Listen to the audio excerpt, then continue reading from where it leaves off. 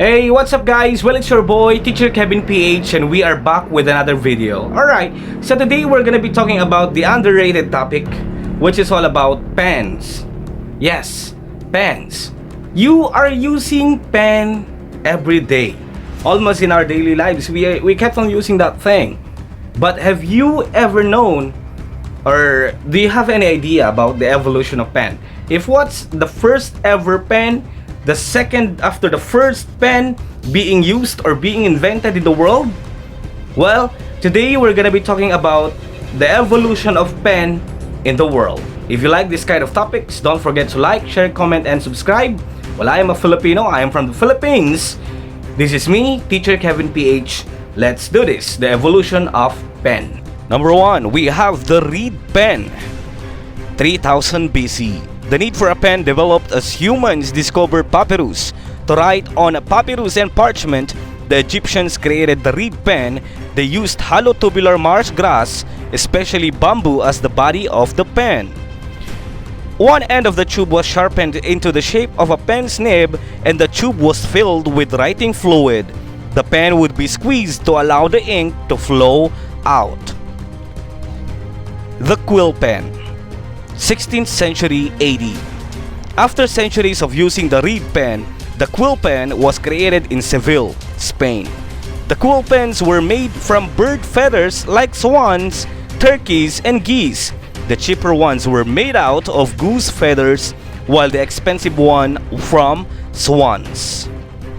The feathers were dried to discard any oils present in them that would interact with the ink. The end of the feather was cut with a knife to sharpen it, making the tip of the pen.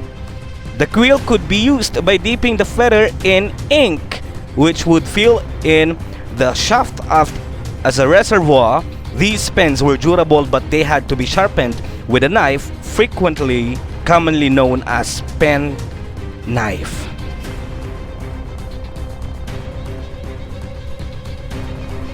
The steel point pen. 1822. The quills were replaced when John Mitchell from Birmingham started developing machine-made steel point pens, or dip pens, on a mass scale. These pens functioned the same way as quills but were much cheaper and sturdier. Although this was the point in time when steel point pens were first mass-produced, there is archaeological evidence that shows the presence of metal nibs in ancient Egypt. We have the fountain pen. 1827. As the writing becomes smoother and faster, constantly dipping the pens in ink got more and more frustrating.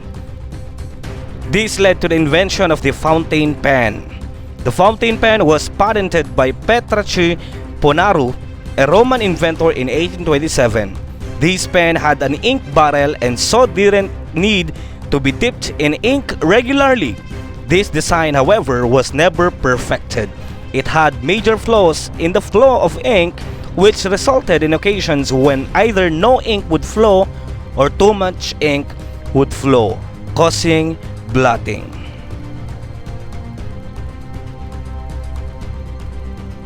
And one of the most famous right now, which we are still using, the ballpoint pen. 1943.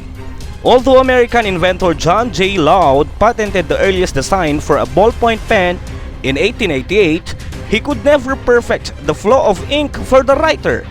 Decades later, Hungarian journalist Laszlo Birjo, living in Argentina, started working on new designs for the ballpoint pen. As a journalist, Laszlo was too familiar with the annoyance of ink smudging on paper. He decided to use the quick dry ink and introduce a small metal ball that rotated at the tip of the pen. This managed to keep the ink from drying and also distributing it smoothly. In 1943, Laszlo and his brother Georgi, a chemist, patented this new design.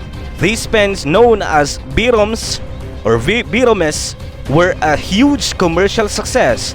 The patent for this design was then bought by Marcel Beach in 1945, whose company sold over 100 billion ballpoint pens worldwide. And that's the evolution of pen in the world. Hope you've learned something, and thank you so much for watching. See you next time.